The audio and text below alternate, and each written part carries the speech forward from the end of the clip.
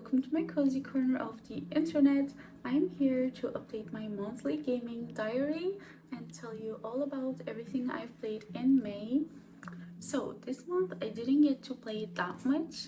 One, because one of my best friends was getting married, and two, it's the start of spring and I wanted to go out and enjoy the sun that I've been missing out on for the past few months. And at three, my mom is visiting me in Paris.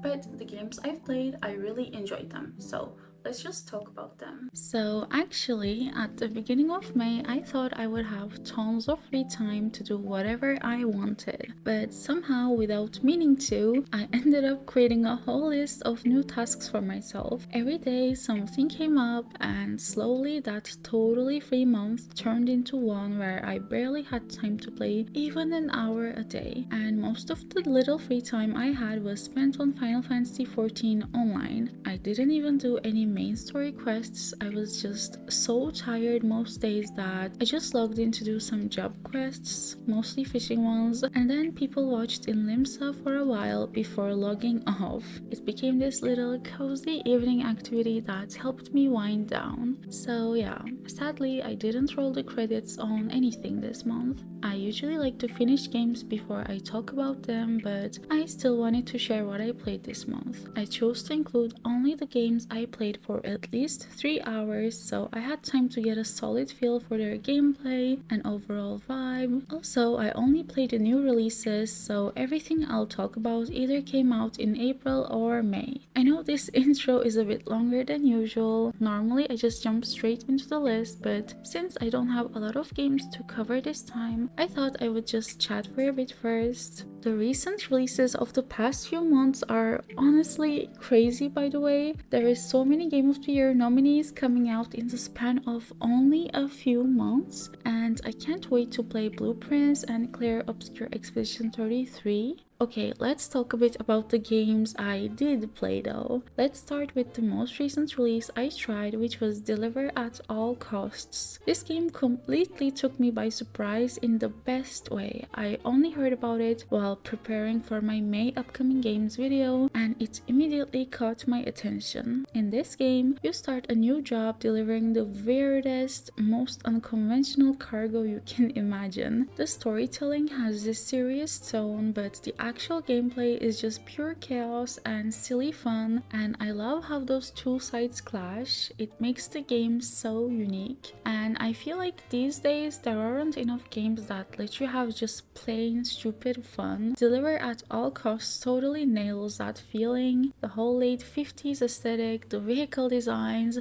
the world itself, it all looks so cool. The open world is really fun to explore, and the destruction mechanics are super satisfying. The cutscenes and voice acting also feel so high quality. I don't know where the story will go, as I've only played around 4 hours so far, and half of that was probably me driving around the map and enjoying the scenery, but I feel like it might go crazy places since it already had me caring about some of the characters. I definitely recommend this to people who enjoy retro vibes and arcade driving and explosions and pure fun, honestly. And then I played Best Served Cold. This is a murder mystery game where you are a mixologist in a speakeasy, and it's also set in the 1920s, I think. I mean, I'm not sure if a year was specified in the game, but that's definitely the vibe it gives. If you've played Coffee Talk, it definitely feels very similar. It's like the mystery version of that, though in this one, when you are preparing the drinks, you don't actually choose the ingredients, but rather you follow a pattern on the screen with your mouse to make the drink. You talk to customers and gather clues. You can match clues to each other and talk about these clues with other customers to learn more. It feels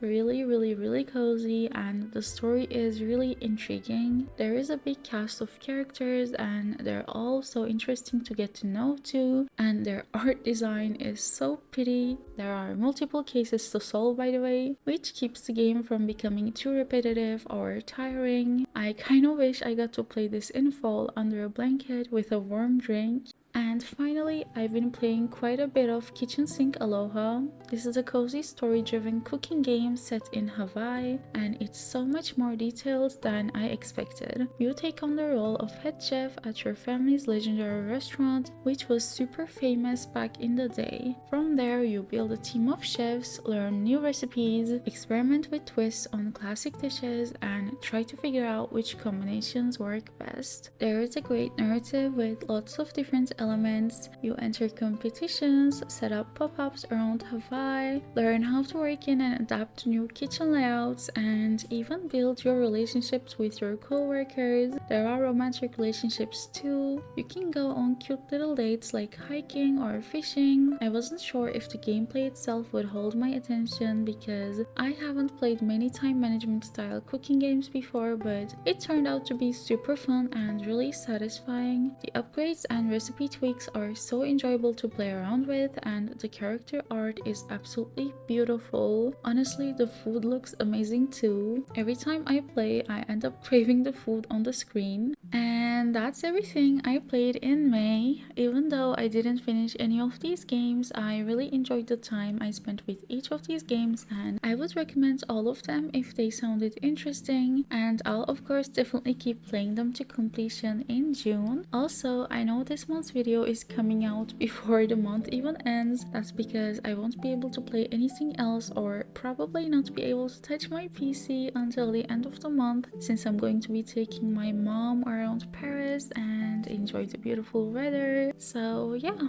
I hope you enjoyed the video. Thank you for watching. I'll see you next week with a new video. Bye bye.